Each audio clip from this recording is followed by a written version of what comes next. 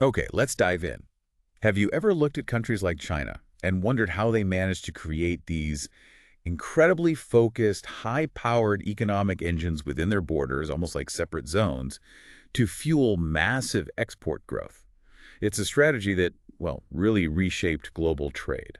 It's a fascinating approach, isn't it? The idea is to carve out specific areas where conditions are optimized for global commerce, sort of insulated from some of the frictions that might exist in the broader domestic economy. Right, they become springboards for international competitiveness. Exactly. And today, we're focusing this deep dive squarely on India's pursuit of export-led growth, with a really specific look at its version of these powerful tools, Mm-hmm. special economic zones or SEZs. Mm-hmm. And we're drawing our understanding directly from a detailed analysis found in a source examining the Indian economy. This material gives us, a structured look at the history, the mechanics, and the debates surrounding these critical policy instruments. Our mission in this deep dive is to strip away the complexity and pull out the absolute core insights you need to understand India's SEZ strategy. We want to get into what they are, how they evolved from earlier attempts, how India's model stacks up against international examples like China, the real-world controversies they've sparked, and where policy thinking is heading next. Think of this as your shortcut to being well informed on a key aspect of India's economic journey. I'm really excited to get into the details, especially the comparisons. Well, for a large economy aiming for significant acceleration, boosting exports isn't just one policy among many, it's fundamental. Mm. Understanding SEZs is crucial because they represent a deliberate attempt to engineer pockets of hyper-efficiency specifically for international trade. Okay. It's about creating an entire self-contained ecosystem designed to attract investment and produce for the world market with minimal friction. So let's start with the fundamental concept then. When we talk about an SEZ, what are we really defining? At its heart, an SEZ is a distinct geographical area. It's physically located within the borders of a country, clearly demarcated. But here's the crucial twist, the part that makes it special. For all practical economic purposes, especially concerning trade, customs, and taxation, it's treated as if it's located outside the country's domestic territory. Right. The source uses a couple of analogies that, while perhaps a bit blunt, certainly paint a vivid picture. It describes an SEZ as something like a prison insulated from the outside world, or almost like having another country within the same country from an economic perspective. A bit extreme, maybe? They are a bit extreme, yeah, but those analogies, despite their roughness, capture that essential idea of economic insulation. You're physically on the soil of the country, but from a regulatory and fiscal standpoint related to export activities, you're operating in a deemed foreign territory. And because of this insulation, this concept immediately gives rise to a kind of economic geography, right? Yeah. You have the SEZ itself, that special insulated zone. Then you have the rest of the country's economy, which the source refers to as the domestic tariff area, or DTA, basically, the normal part of the economy. That's right, the DTA. And then there's the rest of the world, or ROW, the outside global market. That's the ecosystem. And the core purpose driving the creation of these zones is to overcome specific hurdles that might impede export production in the DTA. We're talking about providing world-class infrastructure, dedicated power, water, connectivity, logistics, exclusively for units manufacturing goods or providing services intended for export. So the big idea is to allow businesses to produce for the global market without getting bogged down by common issues encountered elsewhere in the domestic economy. Things like, unreliable infrastructure, cumbersome government procedures, or maybe certain rigidities in labor regulations. Exactly. It's about creating a smooth, predictable environment for international trade. And by engineering these ideal conditions, the goal is also explicitly to attract both domestic and foreign private sector investment. The source highlights that SEZs are designed to resolve chronic problems like delayed production cycles, high transaction costs associated with bureaucracy, and excessive documentation that can make exporting difficult. And to make this attractive to businesses, SEZs come bundled with some pretty powerful incentives, primarily around taxes and duties. That's a big part of it, isn't it? Oh, absolutely. That's a major draw. The source emphasizes that there are no duties or taxes payable on transactions occurring within the SEZ itself. More importantly, goods entering an SEZ, whether they come from the DTA or are imported from the ROW, are exempt from customs duties and other taxes. Wow. So raw materials, components, machinery. Exactly. Anything needed for production inside the SEZ can come in duty-free. That alone significantly lowers production costs for export-oriented businesses. And on the profit side, There was a tax holiday, a pretty generous one initially. Yes, initially, units within SEZs enjoyed a complete income tax holiday on profits for the first 5 years, followed by a 50% tax rate for the next 5 years. A strong incentive. But the source notes a significant recent modification. Correct. The imposition of minimum alternate tax, or MAT, on profits earned by SEZ units. Okay, so MAT is a tax levied even if a company's income tax liability is zero due to exemptions. It means they still pay some tax based on their book profits, even within the SEZ. Precisely. That changes the calculation for businesses, doesn't it? Adds a layer of taxation that wasn't there originally. It does. It's a modification that aims to ensure a minimum contribution to the tax base, you could say. And on the labor front, the source points out that labor laws are more flexible within SEZs, permitting contractual employment arrangements more readily than might be the case in the DTA. So peeling back the layers, the fundamental logic as the source presents it is this. Ideally, you'd want the entire national economy to have this level of infrastructure, regulatory efficiency, and ease of doing business for exports. That's the dream, right? Absolutely, that would be the ideal scenario. But for vast, complex economies like India, achieving that across the board overnight is incredibly difficult, maybe impossible. That's the pragmatic argument. Rather than waiting to fix everything everywhere, you create these pockets of ideal conditions in specific, manageable areas, the SEZs. Right. The idea is that these zones can demonstrate success, drive exports, attract investment, and potentially serve as models or catalysts for broader reforms in the DTA over time. That makes perfect sense as a strategic approach, tackling the problem in focused areas first. Now, SEZs weren't India's first attempt at this kind of zone strategy, were they? Before the SEZ Act, there were earlier models. Correct. The precursors were known as export processing zones, or EPZs. These were also sometimes referred to as free trade zones. And the very first one established in India, a significant historical marker mentioned in the source, was the Kandla Free Trade Zone, KFTZ, way back in 1965. That's quite early. Indeed, quite early.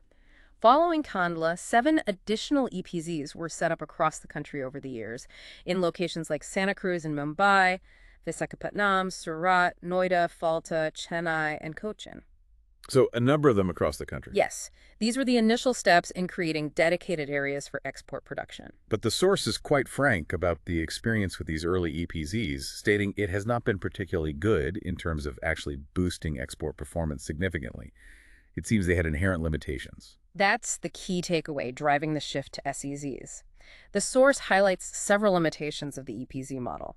For instance, the activities permitted within EPZs were primarily focused on processing rather than full-scale manufacturing. Just processing. Right. They were seen as playing only a supplementary role in the overall export effort, not a central one, and they struggled with logistics issues, among other things. So the SEZ concept was really conceived as a significant upgrade, designed explicitly to overcome these limitations and become a much more powerful engine for export growth. Precisely. The SEZ model was intended to be more comprehensive, more integrated, and, well, more effective. The source provides a clear comparison, which helps underline why SEZs were expected to perform better. Let's look at some of those critical differences highlighted in the source comparison, starting with the fundamental role they were meant to play. That seems key. It is. EPZs were supplementary. Their role was minor compared to total national exports. SEZs, however, are envisioned as playing a primary, dominant role, not just increasing the volume of exports, but fundamentally improving India's share in global trade. A much bigger ambition. A different scale of ambition altogether. And the nature of activities. Well, you mentioned EPZs were mostly processing. Right. EPZs were limited primarily to export-oriented processing activities. Right. SEZs, under the new framework, encompass a much broader range. Manufacturing, IT services, and other sector-specific activities. The original vision even included integrated townships with residential facilities. Integrated townships. Like small cities almost. Yes, although the practical implementation in India has varied, particularly compared to models like China's, which really went big on the township idea. India's focus became more specific to the economic activity. Okay. Size requirements were also a major change. Absolutely. A big one. EPZs didn't have defined minimum area norms, often developing piecemeal. SEZs introduced strict minimum land requirements. 500 hectares for multi-product zones and 100 hectares for single product or sector-specific zones. That's a substantial minimum size, aiming for scale. Exactly, aimed at enabling larger-scale integrated development. And the responsibility for building the physical infrastructure shifted dramatically. This seems like a fundamental difference. Yes, this is a key difference. In EPZs, the infrastructure was largely provided by the government. The SEZ model shifted this responsibility squarely onto private developers. Private developers building the roads, the power. Yes, the internal infrastructure. Yeah. This was intended to leverage private capital and potentially accelerate infrastructure creation, but also, as we'll discuss later, introduced new dynamics and challenges. Right. And the range of activities expanded beyond just processing and some manufacturing in EPZs to full-scale manufacturing, IT, and sector-specific focus in SEZs. What about value addition norms? Did those change? They did. EPZs had explicit value addition norms, requiring units to add a certain percentage of value to the imported inputs within the zone. SEZs removed these value addition norms, offering greater flexibility in sourcing and production processes. Interesting. More flexibility. What about foreign investment? Not generally permitted or targeted in the older EPZ framework, explicitly permitted and actively encouraged in SEZs, a big shift towards attracting global capital. And selling goods back into the domestic Indian market, the DTA. How did that compare? That's another significant difference. EPZs were permitted to sell a specified percentage of their production into the DTA, subject to certain conditions and payment of applicable duties.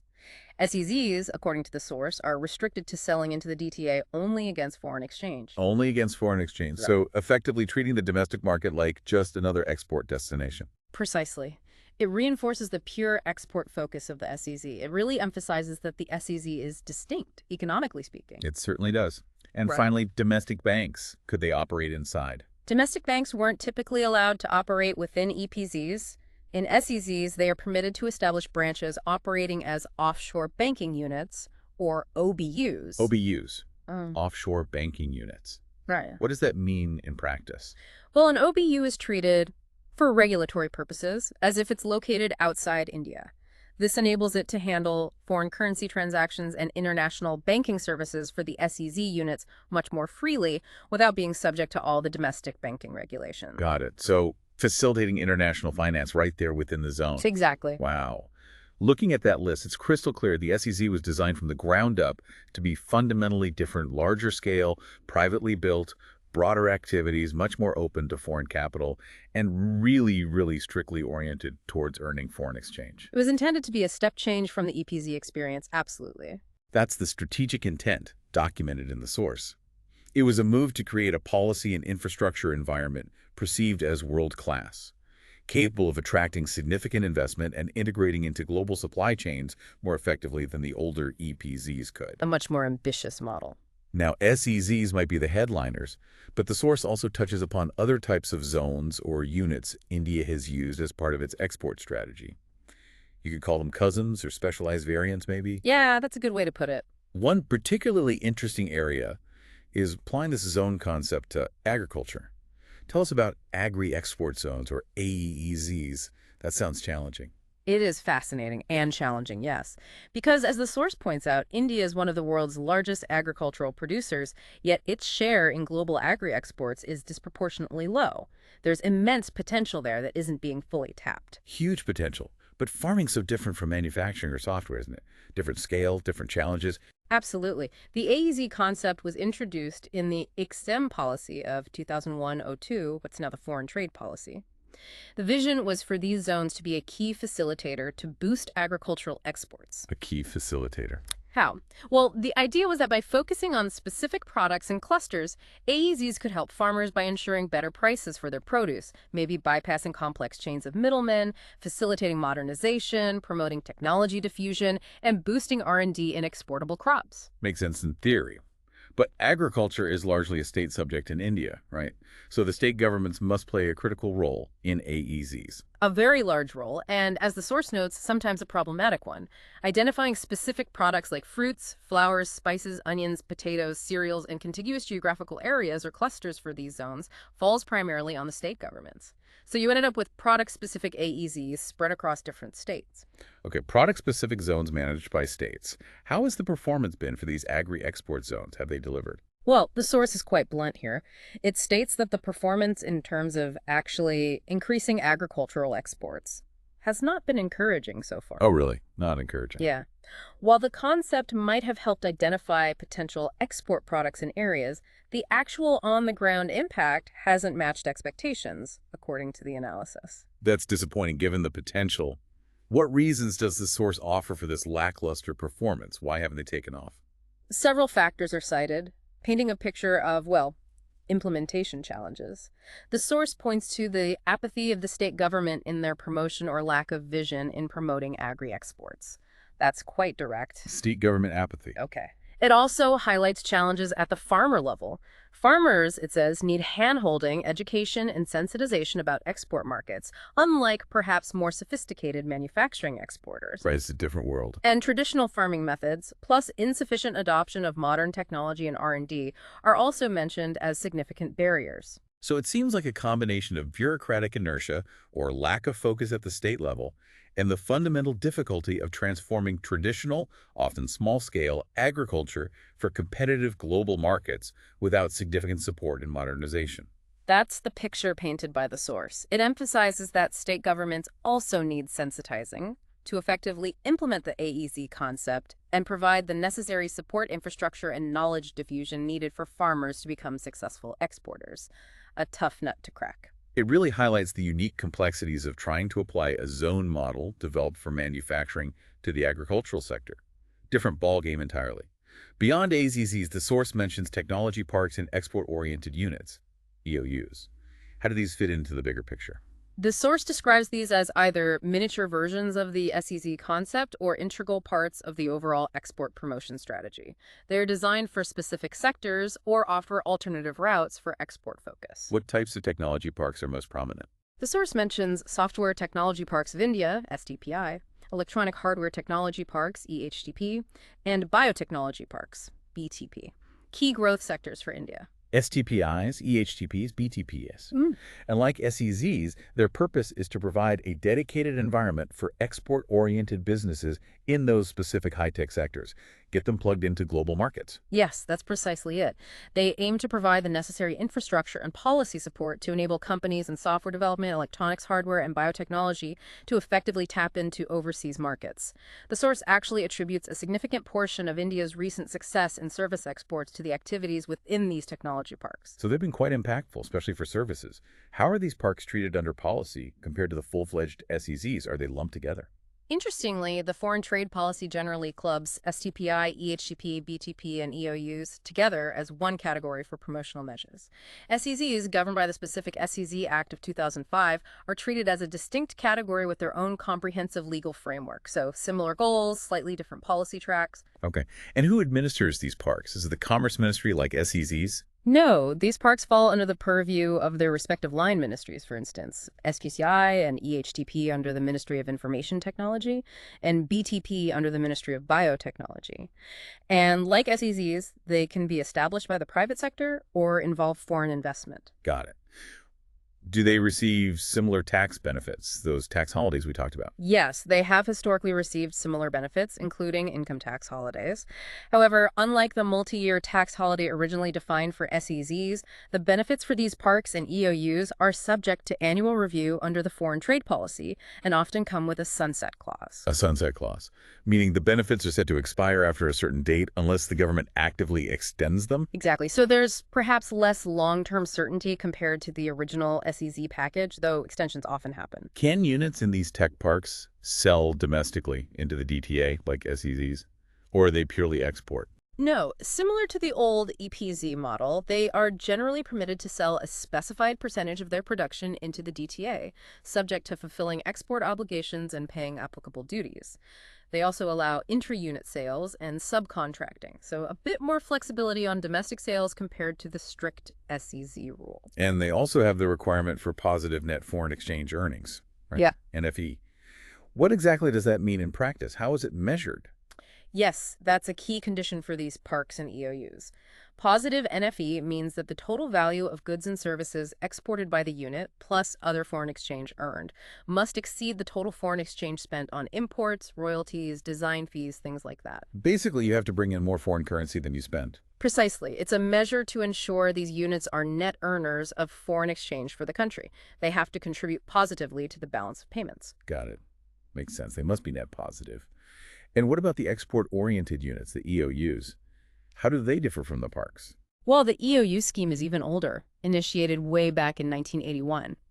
The concept was essentially to extend benefits similar to those in zones to businesses that have significant export potential, but for whatever reason, logistics, specific circumstances, cannot locate within a dedicated zone like an SEZ or a technology park. Ah, so the key difference for an EOU is location flexibility. They don't have to be in a specific park or zone. Exactly, that's the main point. An EOU status can be granted to a unit located anywhere in the country, provided it meets the criteria. It offers flexibility for companies that might already exist or want to set up elsewhere. What are the main requirements for a unit to get EOU status? According to the source, a key requirement is a minimum investment in plant and machinery, specified as 100 lakh or 1 crore rupees. And crucially, like the tech parks, they must achieve positive net foreign exchange earnings. Okay, minimum investment and positive NFE. Yes. The specific norms regarding minimum export performance and the NFE to exports ratio are laid down in the foreign trade policy. And like the tech parks, they're also permitted domestic sales into the DTA within prescribed limits. So you have this whole ecosystem of policies. The older EPZs leading to the comprehensive SEZs, the specialized AEZs for agriculture, the tech parks for services and hardware, and the flexible EOUs, all designed to create incentives and dedicated environments aimed at boosting India's exports and increasing its share in global trade. It's quite a complex landscape. It's definitely a multi-pronged approach, recognizing that different sectors and business types might need tailored support to compete internationally. While SEZs are the most ambitious and comprehensive model, these other schemes clearly play specific roles in the overall export promotion strategy. Let's zoom back in on the main SEZ model then. The source highlights that the promotion of SEZs is governed by the SEZ Act of 2005. That was a landmark legislation. Yes, that legislation provided the legal framework for this new generation of zones. And one of the first actions under the Act was designating all the earlier, often underperforming EPZs as SEZs, bringing them under the new, more ambitious rules, kind of a rebranding and upgrading exercise. Right, consolidating them. And the scale of this program, in terms of sheer numbers of approved zones, is quite striking, isn't it? It is. It really is. The source states that the government has formally approved a very large number of SEZs, 423 across the country. 423. That feels like a massive undertaking. Has the pace of getting all these operationals been consistent? Have they all sprung up? Not entirely, no. The source notes that the pace of operationalizing these zones has slowed down somewhat in recent times. It attributes the slowdown to a couple of key factors. The global economic slowdown impacting export demand and investment, that's one part. Makes sense. Global factors. And then the other part is domestic challenges, particularly problems related to land acquisition. That's been a recurring issue. Land acquisition. Right. Despite that slowdown in execution, what is the projected impact if and when all these approved SEZs become fully operational? The potential upside. The potential impact described in the source is enormous. It projects total investment in these zones exceeding 5,000 crores, 5 lakh crore rupees. Wow. The source highlights this figure as representing the highest investment ever witnessed in India outside the government sector, indicating significant private sector confidence and commitment, at least initially. 5 lakh crore rupees. That's a staggering figure. Hard to even visualize. And what about job creation? That's always a key metric. The projections are equally ambitious there. Direct employment for over 10 lakh people, that's 1 million, within the zones themselves. 1 million direct jobs. And potentially another 10 lakh, another million, estimated in indirect employment in supporting industries and services around the zones. So potentially over 2 million jobs linked to this program. That's huge. And on the core objective, exports. What's the expectation there? Well, the source expects SEZs to increase exports exponentially and play a central role in doubling India's share in world exports of goods. At the time of the source, the share was just over 1%, so the goal was to push that significantly higher, maybe towards 2% or more, over the next decade, largely driven by the SEZ program. Doubling the share of global goods exports in a decade through this mechanism. That's an incredibly bold and optimistic projection. How does the source frame the perception of India's SEZ initiative in light of this potential? The language used seems quite strong. The language used is very strong, yes. The source describes the SEZ policy as a signal of the high degree of openness, innovativeness, unparalleled, unprecedented, bold initiatives. Quite a mouthful. Unparalleled, unprecedented, bold. Okay. It goes on to say they are seen as surpassing even China in terms of their sheer number and expected wide-ranging impact, calling them the next-generation drivers of exports, investments, and growth, with the potential and power to transform the economy beyond the realms of reality. Beyond the realms of reality, that's quite a statement. It really underscores the immense expectations attached to this program at the time. But we keep comparing India's model to China's, the pioneer. The source provides a detailed comparison highlighting key differences, and understanding these is crucial to seeing why India's approach is unique. It is unique, and the differences are not minor. They're quite fundamental. Let's go back to that comparison table we touched on earlier and really unpack the implications of these distinctions. What do they actually mean on the ground? Okay, let's do that. Starting with the fundamental nature of the zones. China's were primarily manufacturing hubs and aimed to be integrated townships. India's include manufacturing, processing, and importantly, separate SEZs specifically for services like IT and biotech. Right. This shows India adapting the concept to its own economic strengths, particularly in the services sector, which wasn't really a focus of China's initial SEZ strategy back in the day. It's a broader application of the zone idea, tailored to India's context. Makes sense.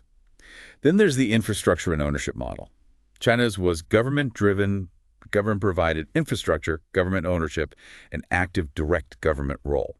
India's is private sector-driven, private developers build the infra, private ownership, and the government plays a more passive, approval-granting role. This feels like the biggest difference. It's arguably the most significant divergence, yes. China's model leveraged the state's ability to mobilize massive resources for infrastructure quickly and exercise tight control. India's model relies on market signals, private capital, and decentralized decision-making by hundreds of developers. Hundreds of different players. Exactly. This has major implications for the speed of development, the nature of the infrastructure built, how issues are resolved, coordination. It's a fundamentally different engine driving the process, much more decentralized. Location strategy also differs. China focused heavily on strategic coastal areas with easy access to ports. Makes sense for exports. India has approved SEZs in both coastal and landlocked areas. Yeah, this is partly a function of India's geography and perhaps available land politics, but it also reflects the dispersed nature of private investment decisions. However, as we'll see later, having landlocked SEZs introduces significant logistics challenges for getting goods to port. Right, getting the stuff out. A problem China largely avoided with its initial strategic coastal location strategy. And the size and number difference is stark, as you mentioned. China has just 5 operational SEZs, but they are massive, over 20,000 hectares, with Shenzhen famously over 49,000 hectares. Huge areas. Huge. Whereas India has 423 formally approved, but they are much smaller, with a minimum of 100 or 500 hectares, and even the largest not exceeding 10,000, many being in the 1,000, 2,000 hectare range. This is where the criticism about India having too many SEZs often comes in, right? Yeah. Comparing 423 to China's 5 seems like apples and oranges if the scale is so different.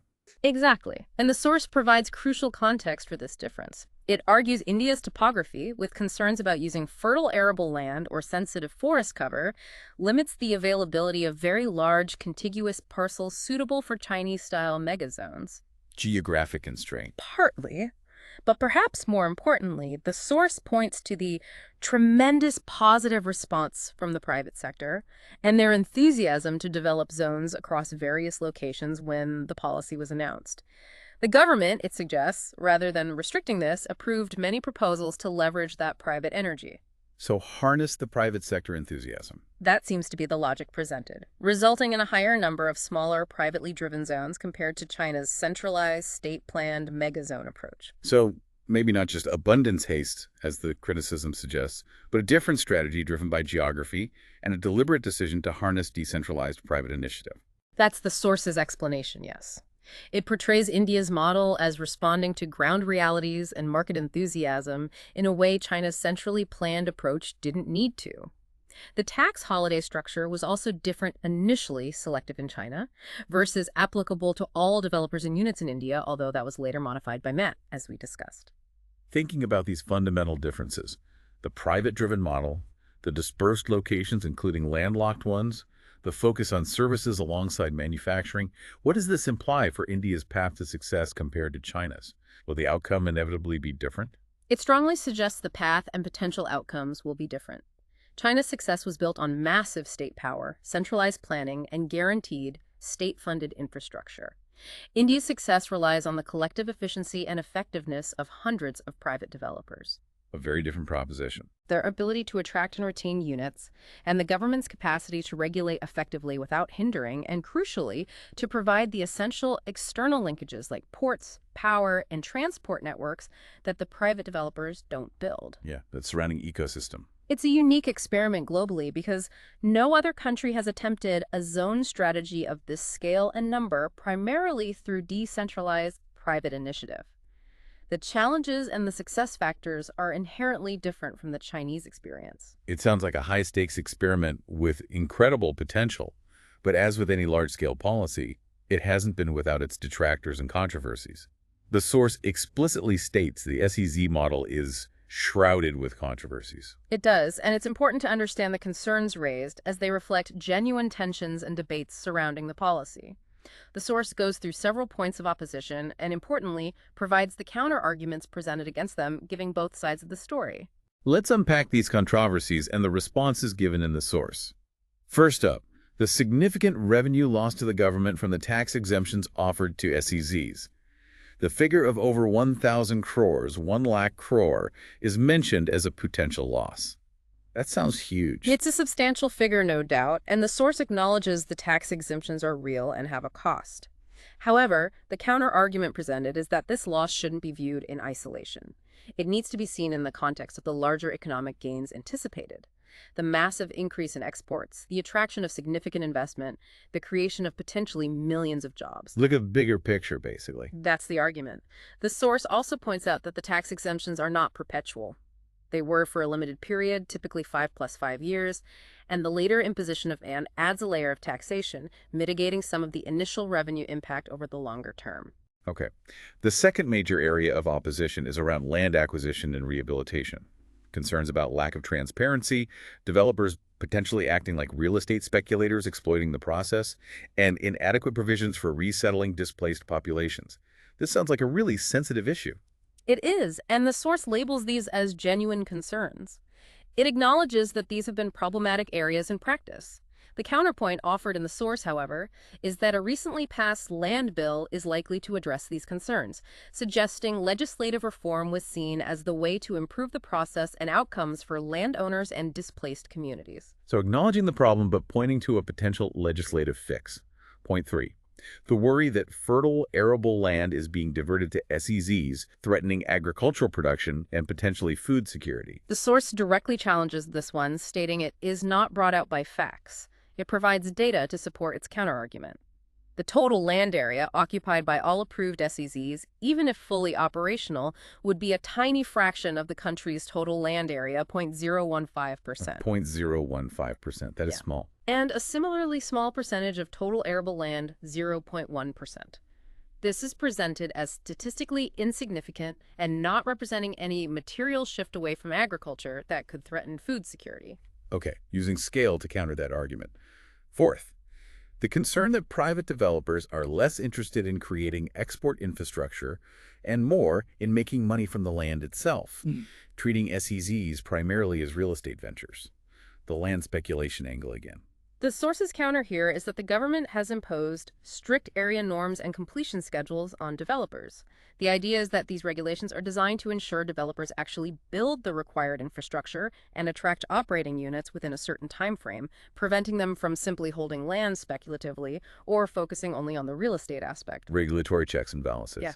Fifth, the worry that existing businesses in the DTA, the domestic economy, will simply relocate into SEZs just to grab the tax benefits, without adding any new export capacity to the economy, just shifting activity, not creating it. The counter-argument here is based on the SEZ design itself. SEZs are overwhelmingly geared towards exports. Remember the rule about selling into the DTA only against foreign exchange? Right. That makes it unattractive for units primarily serving the domestic market to relocate. The argument is that only units with a sizable export market or genuine export potential would find relocation beneficial, and they would likely be focused on increasing exports, thus adding to the overall export effort. Logical. Yeah. Point 6. The criticism that SEZs create economic imbalances, becoming islands of prosperity, surrounded by oceans of glooms in less developed areas, creating inequality. The source counters this by arguing that while SEZs are initially developed with private resources and are self-contained, the significant investments they attract will generate a multiplier effect beneficial for the area around SEZs. Spillovers. Exactly. The suggestion is that the economic activity, the employment created, the demand for local goods and services generated by the zone will eventually spill over and positively impact the surrounding region, rather than just isolating prosperity within the zone's boundaries.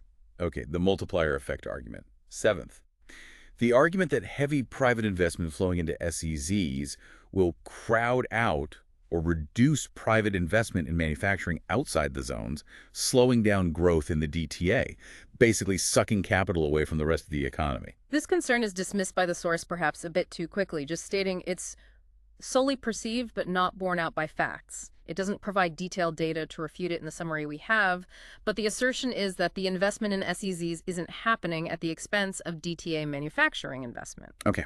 Point 8, a similar concern. Resources available in the DTA, like skilled labor or maybe even capital, will get diverted into SEZs, negatively impacting overall DTA investment and growth, sucking up resources, not just capital. The counter is again based on scale. SEZs represent a very small part of the overall DTA economy. Therefore, their demand on domestic resources like labor is argued to be very limited and unlikely to adversely impact DTA investment significantly.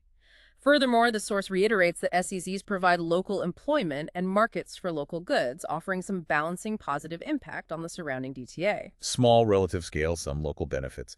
And the 9th point brings us back to the China comparison, criticizing India for approving over 423 SEZs, while China, the pioneer, has only 5, implying India acted with abundance haste and lacked caution. And as we discussed earlier, the source addresses this directly by highlighting the massive difference in size.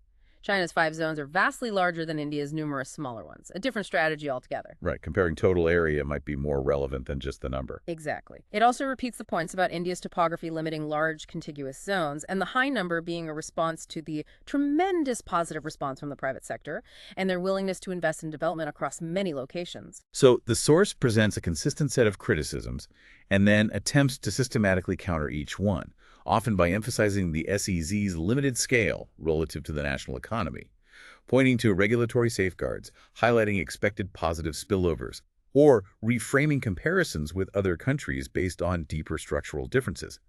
It really frames these as points within an ongoing policy debate. Exactly. The source lays out the arguments and counter-arguments as part of the policy discourse around SEZs, allowing you, the listener, to see the different perspectives and the justifications offered by proponents of the SEZ strategy in response to criticism.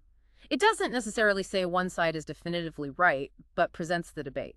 Looking ahead, the source acknowledges that while progress has been made in resolving initial hurdles, there are still deeper issues that need urgent attention for the SEZ program to truly fulfill its potential. It's not all smooth sailing. No, definitely not. These are presented as critical challenges that require focused policy action beyond just the initial setup and approvals. 4 key deeper issues are identified in the source material. Okay, what's the first one? It relates to the ongoing administrative handling of the SEZ program. Currently, it's managed primarily by the Ministry of Commerce. The source raises the question of whether this existing structure is sufficient to effectively address operational bottlenecks in the future, maintain adequate control and supervision over hundreds of private developers, and manage the complexities as the program matures and scales up. Is the current setup fit for purpose long-term? That's a fair question with so many zones. So what does the source suggest might be needed? A new structure. It proposes the potential need for an independent government body, perhaps modeled after established regulators like IRDA for insurance or SEBI for securities. This body would have complete, focused responsibility for the development, growth, and oversight of SEZs in India, a dedicated SEZ authority. An independent regulator. Yes, but the source adds a crucial warning. This regulator must be designed to facilitate development and provide necessary oversight, not to become another layer of bureaucracy that prevents activity through excessive regulation or red tape. tape. That distinction between facilitating oversight and hindering regulation is absolutely key, isn't it? A difficult balance to strike. Very difficult. What's the second deeper issue identified? This concerns the geographical concentration and the sector focus of the approved zones.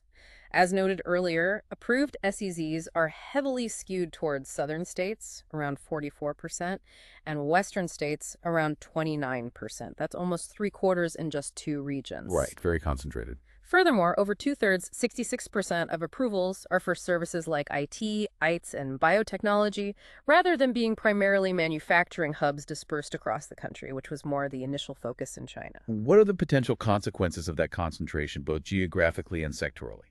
The source suggests this concentration could exacerbate existing economic disparities. It could lead to both interregional imbalances between different parts of the country and intra-regional imbalances within states in terms of investment, job creation, and overall development.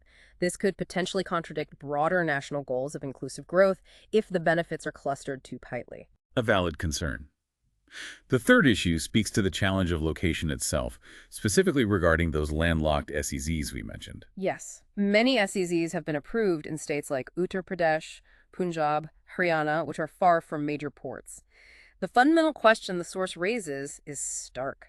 How do they find an exit route for export of products? Yeah, how do they get the goods out efficiently? It highlights the significant logistical hurdles and costs involved in transporting goods over long distances to ports or international airports. This internal transport cost can erode the competitive advantage gained from the tax breaks and other benefits within the zone itself. Makes the whole proposition less attractive if logistics costs skyrocket, which naturally leads to the fourth deeper issue, the need for external surrounding infrastructure. It's not just about the zone itself. Exactly. This is critical. The source emphasizes that for SEZs to be truly effective as export hubs, the infrastructure outside the zone itself needs to be significantly upgraded. This isn't the responsibility of the private developer building the zone. What kind of infrastructure are we talking about? We're talking about building larger, better roads to handle the increased freight traffic generated by the SEZs connecting them to highways. And crucially, augmenting the capacity of ports, airports, and associated warehousing facilities. These external links are absolutely essential for connecting the pockets of ideal conditions within the SEZs to the global market. And the source again references China's approach here as a contrast. Yes, noting that China strategically built huge warehousing facilities and upgraded transport links, rail, roads, ports near its zones in parallel with developing the zones themselves. It was an integrated approach. The source suggests India needs similar large-scale construction and capacity enhancements in external logistics infrastructure to support its numerous dispersed SEZs effectively. These issues sound fundamental to the long-term success of the model. Infrastructure, logistics, administration, regional balance. The source uses strong language about addressing them, right? It does, stating these issues need to be addressed urgently by the government and stakeholders. There's a sense of pressing need. But despite these significant challenges, the source is unequivocal. There cannot be any rethinking on SEZs. That's a very strong statement. It's a powerful assertion, yes. It suggests that the investment made, the number of approvals granted, the private capital committed, it's all too substantial to simply reverse course now. The source emphasizes that it's too late to debate on its need or the model adopted. The train has left the station, so to speak. So, no going back. What's the alternative then? Instead, the collective focus of the government and all stakeholders must be on making the existing model workable and as a viable proposition, and critically, ensuring that it delivers on its promised potential. It's about fixing the issues and making it succeed now. So the source acknowledges the immense potential, the potential to transform the economy, but ties that potential directly and intrinsically to the successful resolution of these deeper administrative, geographical, and infrastructure-related issues that have been identified. Success is conditional on fixing these problems. Precisely. It presents India's SEZ model as strikingly different from China's, unique globally due to its scale, number, size distribution, diverse locations, including landlocked, and its primary reliance on the private sector for development. And the source ties the global significance of this approach to India's ability to make it work, doesn't it, like a test case? Yes, stating that in its success in India will lie its ability of being accepted and emulated as a strategy for export orientation and rapid transformation of economies by other countries, particularly large, developing ones facing similar challenges. India's success or failure could influence policy elsewhere. A lot riding on it then, potentially. Finally, on this front, the source briefly touches on the impact of recent global economic conditions. It acknowledges that the global slowdown, whenever it occurs, inevitably impacts both India's exports overall and, consequently, the pace of development and activity within SEZs.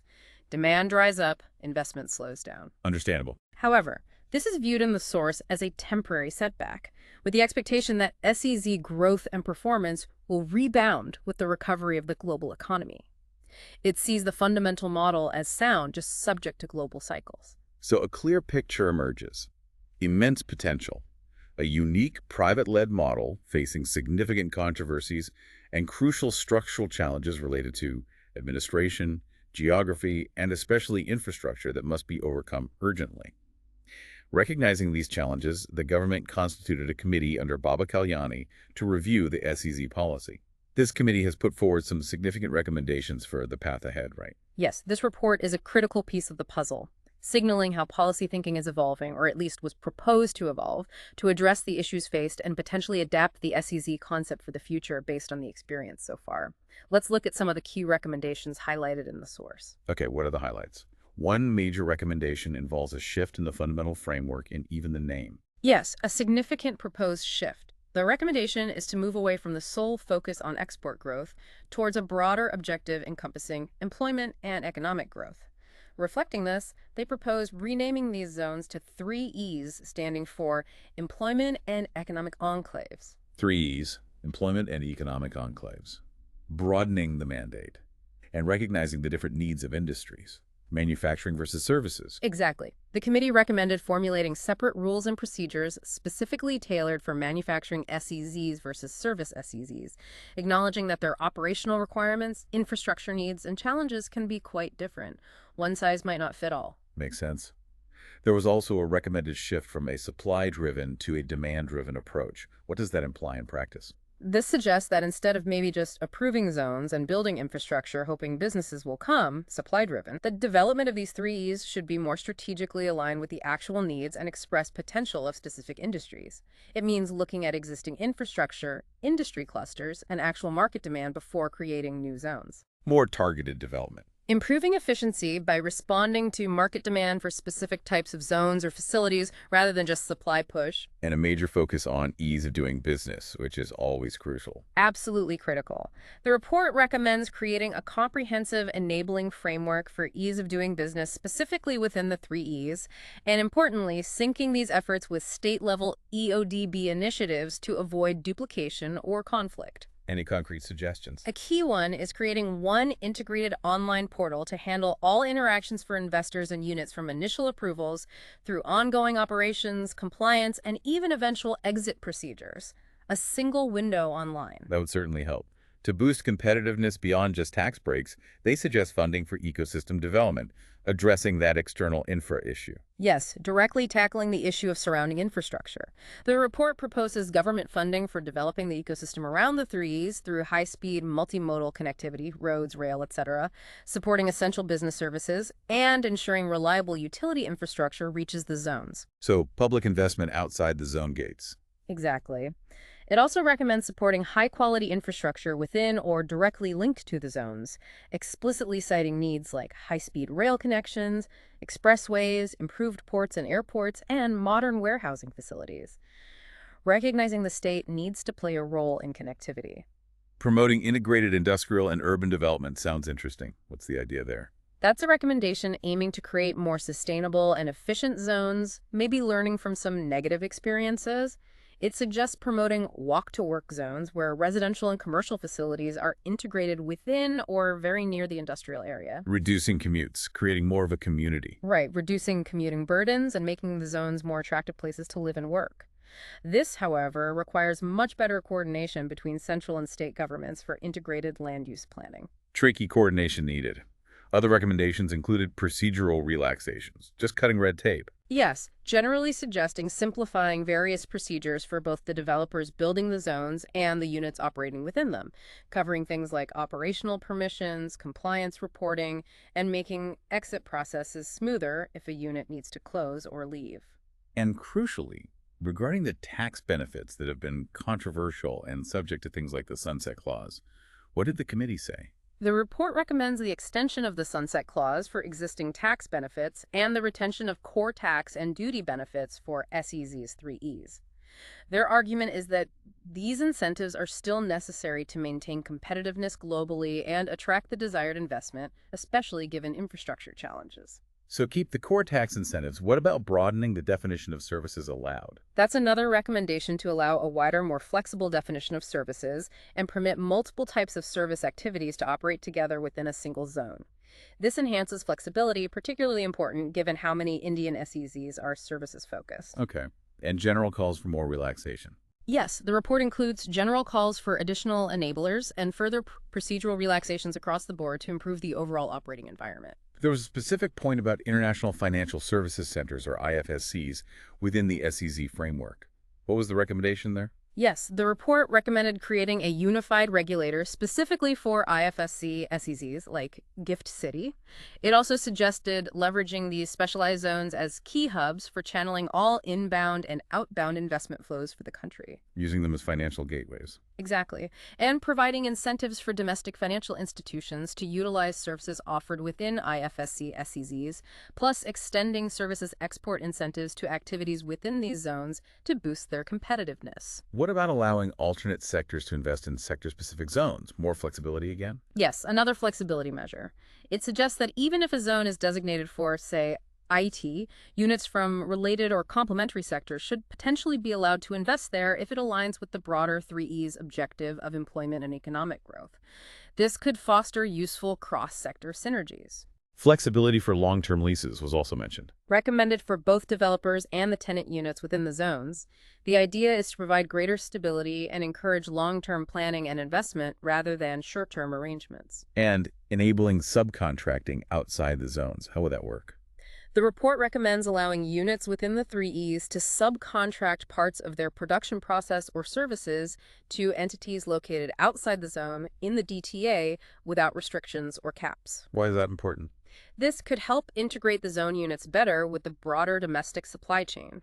It allows them to leverage existing manufacturing capacity or specialized skills available in the DTA, potentially lowering costs and fostering linkages. Interesting.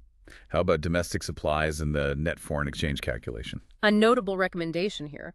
It suggests that specified domestic supplies inputs sourced from within India that support the Make in India initiative should be counted positively or perhaps deducted from the import side when calculating the unit's positive net foreign exchange earnings. So it incentivizes sourcing locally. Precisely. It could encourage SEZ units to buy more inputs domestically rather than relying solely on duty-free imports, aligning the SEZ policy better with broader national manufacturing goals. Smart. An export duty on goods supplied to developers. The report recommends that export duty should not be levied on goods supplied to developers for the purpose of building the zone infrastructure, nor should it apply to inputs used in manufactured goods that are ultimately exported from the zones, keeping costs down for development and production. Okay. There's a recommendation regarding flexibility in usage of NPA by developers in sale space. Can you clarify that? What's NPA here? Yes, the source mentions flexibility in usage of NPA by developers and sale space to investors' units. Now, the source doesn't explicitly define NPA in this context, but given the context of zone development, it most likely refers to the non-processing area. Non-processing area. So land within the SEZ not used for direct manufacturing or services. Exactly, like areas designated for commercial buildings, maybe residential facilities and integrated zones, green spaces, utilities, etc. This recommendation seems aimed at providing developers more flexibility in how they utilize or potentially sell off parts of this non-processing land. Why would they need that flexibility? It could help them generate revenue to cross-subsidize the costly infrastructure development or allow them to bring in other investors to develop specific parts, like a hotel or housing, thereby making the overall zone development project more financially viable and helping create that integrated ecosystem. Makes sense for the private developers. What about getting infrastructure status for the zones? That's another key recommendation. Granting infrastructure status to SEZ S3Es would improve their access to finance. Infrastructure projects typically get longer loan tenors and sometimes better interest rates from banks and financial institutions. So making it easier to borrow money for these huge projects. Crucial for financing the large-scale infrastructure development required, especially in a private-led model where developers need to raise significant capital upfront. And promoting MSME participation, getting smaller businesses involved. Yes, a specific recommendation to encourage the participation of micro, small, and medium enterprises within the 3Es, not just large corporations. Also, allowing manufacturing enabling service players, think logistics providers, quality control firms, design houses to locate within these zones to support the core manufacturing units, building the whole support system. Creating a richer ecosystem. And finally, improving dispute resolution. Yes, the report recommends establishing clear mechanisms for dispute resolution, specifically for SEZ matters, preferably through faster routes like arbitration and specialized commercial courts. Why is that needed? The aim is to provide faster, more specialized, and predictable legal avenues for resolving commercial disputes that inevitably arise between developers, units, or with authorities, compared to the often lengthy processes in regular courts. Predictability and speed are key for investor confidence. That's a really comprehensive set of recommendations from the Kalyani Committee.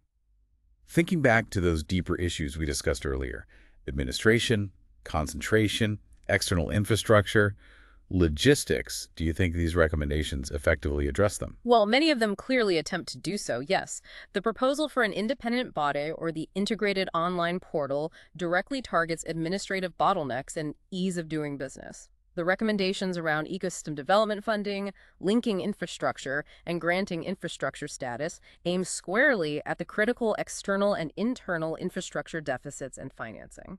So definite attempts there. What about concentration? The shift to the 3Es framework with its broader goals, plus allowing more sector flexibility, might, over time, encourage development in new areas or sectors, potentially helping address the concentration issue, though it's not an explicit mandate to force dispersal. The focus on flexibility, better finance, and faster dispute resolution is clearly designed to make the private-led model function more smoothly and attractively overall. It really seems like the report is acknowledging the complexities and the lessons learned and proposing a significant evolution of the SEZ concept in India. It's aiming to make it more integrated with the broader economy, easier to operate in, and more aligned with wider economic goals like employment and integrated development, moving beyond just chasing the pure export number game. It definitely signals a maturing of the policy approach, or at least the thinking around it. It seems less about just creating isolated pockets and more about how those pockets can be better connected, administered, governed, and leveraged for broader national economic benefit, while still maintaining the core export focus and competitiveness that SEZs were originally designed for. Yeah. It reinforces the commitment to the zone strategy itself, but suggests significant adjustments are needed to make it more effective and sustainable in the long run. So we've taken quite a detailed journey today through India's special economic zones, starting with the fundamental concept and its economic insulation, tracing their evolution from the earlier EPZs, examining how India's unique, private-driven model compares in fascinating ways to China's state-led approach. Then delving into the real-world controversies and the arguments made against them, exploring related initiatives like AEZs and technology parks, and finally, looking ahead at the critical challenges identified and the comprehensive recommendations put forth by the Baba Kalyani Committee to refine and strengthen the policy. You've just navigated a complex but vital area of economic policy. Our goal was to distill key insights from the source material to give you a clear picture of India's strategy for using these dedicated zones to accelerate its export growth and economic transformation. We hope this deep dive has been truly valuable for you, providing that comprehensive understanding efficiently, highlighting the important details and the strategic thinking behind these policies. Thank you so much for joining us on this exploration. Thank you. And as we wrap up, here's a final thought to leave you with. Building on the unique nature of India's approach and its potential global significance. India has chosen a path less traveled with its numerous smaller, primarily private developer-driven SEZs. The big question remains, can it successfully navigate the remaining administrative, logistical, and integration challenges, the ones highlighted by the Kalyani report and others? Can it prove that this decentralized model can not only achieve ambitious export goals, but also serve as a viable, perhaps more market-oriented blueprint for other large, complex economies looking to use special zones for rapid transformation? It's a bold experiment, and its full story, its ultimate success or failure, is still very much unfolding.